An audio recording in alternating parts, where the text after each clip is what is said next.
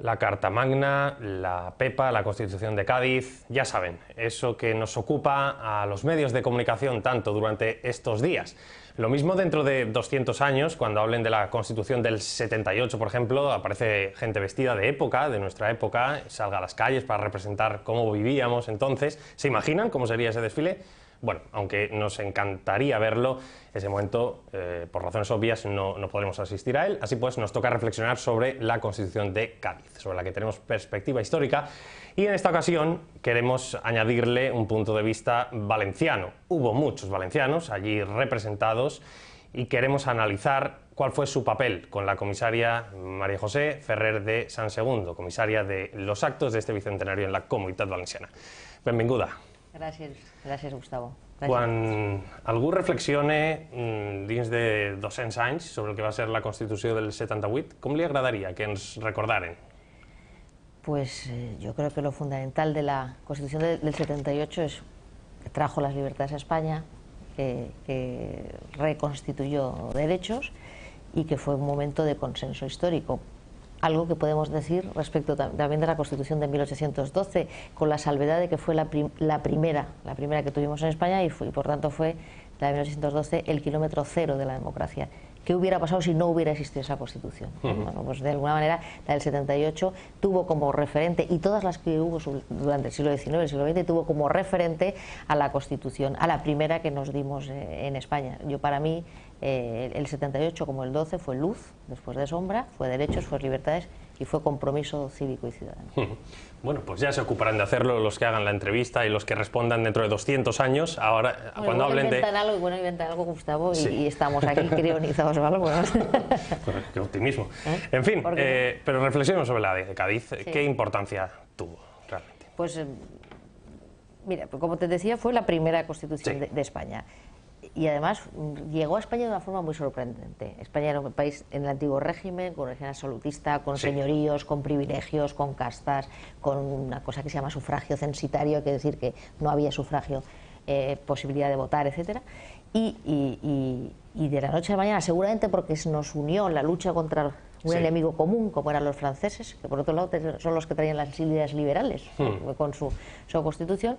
Bueno, pues en ese momento hubo una reacción del pueblo, y lo que trajo esta constitución fue que nos acostamos absolutistas y nos levantamos constitucionales. Se ha estudiado y se dice que asombramos al mundo, realmente asombramos al mundo. Era una constitución avanzada a su tiempo, seguramente eso y el regreso del monarca absoluto hizo que no tuviera la continuidad, pero fue siempre ese símbolo de libertad al que los españoles quisieron volver. Entonces supuso derechos tan importantes como podemos ver aquí, como puede ser la libertad de expresión o la libertad de imprenta, la prohibición del tormento, las garantías procesales, el derecho a la educación universal y gratuita. Dice, en todos los pueblos de la monarquía, para mí son los preceptos que me gustan más, se establecerán escuelas de primeras letras donde los españoles aprenderán a contar, a leer y a escribir. Y esto que ahora nos parece tan evidente, en una población donde el 90% no sabía ni leer ni escribir, pues es fundamental, porque en definitiva no hay libertad de oportunidades sin educación, y no hay libertad si no hay instrucción. Y esto lo entendieron muy bien en Cádiz, entre la soberanía nacional, en fin, la división de poderes.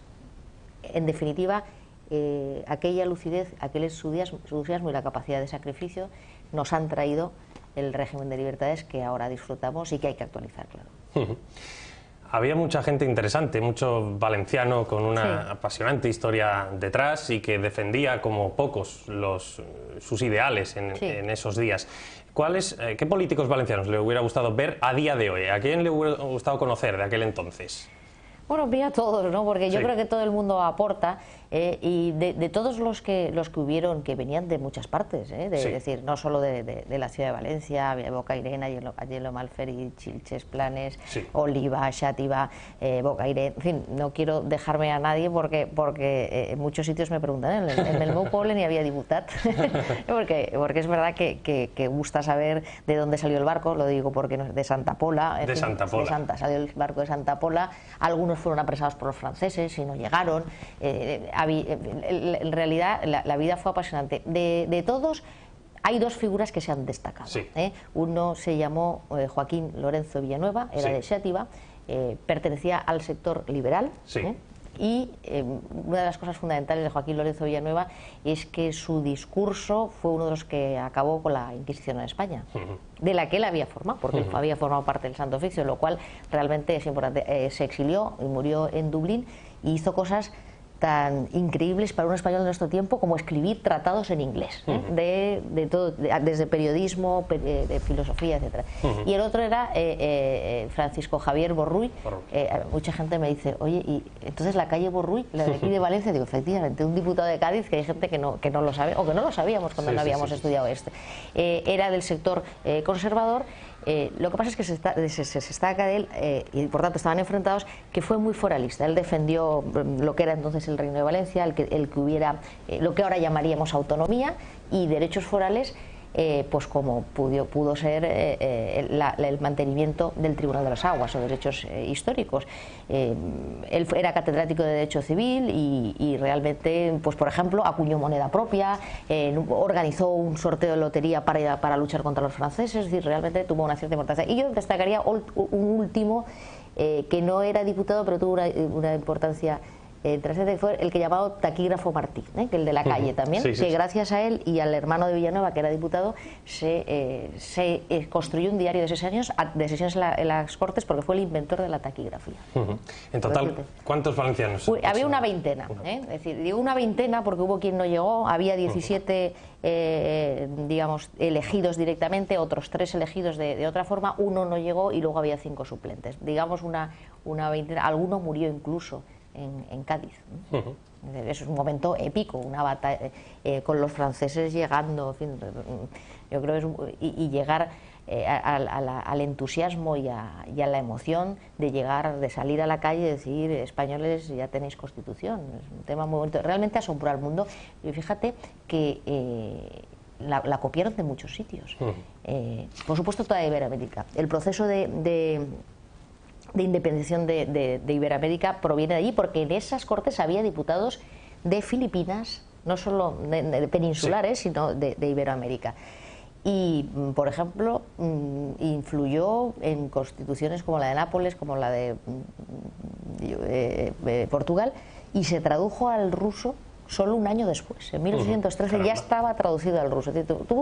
Realmente internacionalmente, esta era la tercera del mundo, la tercera escrita, estuvo la americana, la francesa y luego nosotros, y se quedaron asombrados diciendo, bueno, ¿cómo han hecho estos señores esto? Que no se vislumbraba en ese territorio de penumbra y en un momento bélico. La verdad es que fue muy importante. Todas estas fueron las bondades, las virtudes de esa Constitución y también de la sublevación popular, pero ¿cuál es la parte de autocrítica que se puede hacer? ¿En qué sentido no hubo la suficiente amplitud de miras para identificar correctamente a los enemigos en su conjunto? Luego te contaré algo sobre la sublevación popular valenciana, que me parece importante, pero contestando a lo que me preguntas, hombre, analizar una Constitución del siglo XIX desde el siglo XXI, evidente es muy complicado porque ha pasado mucho tiempo. Hombre, es una Constitución que estaba anclado en valores de la época, algunos más conservadores, como era la importancia del clero. No se abolieron los señoríos y se alcanzaron derechos, pero por ejemplo no se abolió la esclavitud en Iberoamérica, en África, y luego, bueno, pues de alguna manera yo creo que fue tan novedosa que, aunque los poderes del monarca no eran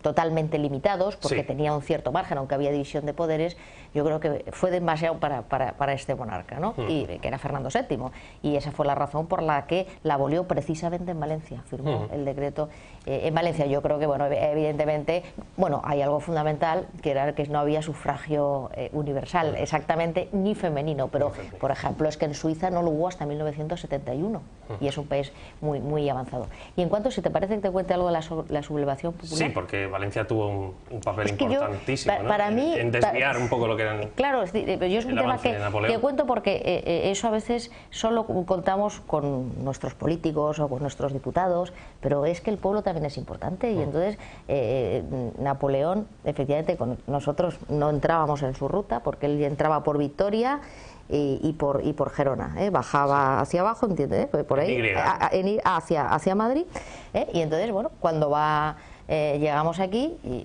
y aquí, bueno, pues, cristalizado o simbolizado en la figura de Vicente Domènech, el payetero, aunque no fue el único, le decimos, no, es que no queremos a José Bonaparte, esto que estáis haciendo en Madrid no nos gusta. Y entonces Napoleón, claro, dice, bueno, esto es de aquí del fondo a la derecha que están haciendo. Tuvo que desviar tanto las tropas que bajaban por Barcelona y por Zaragoza, en vez de ir hacia Madrid, tuvieron que venir hacia aquí, y otra parte de las tropas que iban hacia el sur. Y se dice que esa es una de las razones por las que perdió su primera batalla, que fue la batalla de Bailén. Si nosotros no nos hubiéramos sublevado, bueno, nuestros antecesores, pues seguramente hubieran llegado antes a Cádiz y a lo mejor la Constitución no hubiera habido. O sea que hay que darle al pueblo lo que es del pueblo. María José, el calendario de actos para seguir este bicentenario en la Comunitat Valenciana, brevemente, ¿qué podemos apuntar para nuestros espectadores? Estamos diseñando un programa durante todo el año. Ahora mismo hay una exposición, una que cierra ya la semana que viene, que está en San Miguel de los Reyes, con libros y documentos, y otra que tiene más de 200 obras, entre otras está el Palleter de Sorolla, pero hay monedas, hay ropaje de vestidura de época, documentos, etcétera, en el centro del Carmen, en la calle Museo. Estará hasta el 24 de junio. Es una exposición muy bonita, se llama Valencianos 1812, Constitución y Libertades, y donde es muy entretenida y muy didáctica. Tenemos en preparación una ópera de Melchor Gomis, que era Don Tiñén, que se llama Riego en Sevilla, o El Diablo en Sevilla, con lo cual estamos rescatando música de la época y además sobre esa materia, y se va a representar en versión concierto en Valencia, Alicante y Castellón. Hay un proyecto muy bonito que está ya terminado, está en fase de impresión, que es un cómic que ha hecho Paco Roca, nuestro dibujante Paco Roca, recientemente galardonado con su película Arrugas, que es el cómic es de Valencia a Cádiz. Hay actividades educativas y sobre todo estamos intentando la implicación, primero las instituciones. Por ejemplo, el Ayuntamiento de Valencia dedicó una falla, la pequeña, la infantil municipal. Y luego a mí me llama, o sea, hoy mismo hay un concierto en Crevillent de un noneto de música sobre que interpretan Cádiz de Albéniz, ¿no? Intentando de alguna manera, pues eso, que haya una participación popular, de instituciones, a través de cine, a través de teatro. El día 30 hay un grupo de universitarios y de colegios que van a interpretar se llama 1812, Alcance del Pueblo, en Bancaja. Son muchísimos actos, pueden verlo en la web, que es valencianos1812.gva.es. Trata de que cale, que realmente sepamos, rescatemos nuestra historia, la pongamos en valor y además la actualicemos, porque los derechos y libertades son muy importantes. Gracias, María José. No sabemos cómo lo hará la comisaria dentro de 200 años, pero desde luego usted lo ha hecho fenomenalmente bien. Gracias por este viaje a los pilares de nuestra democracia, ¿no? Y además sin fiebre amarilla, como tuvieron que pasar aquellos. O sea, mucho más cómodo. Muchas gracias a todos. Buenas noches.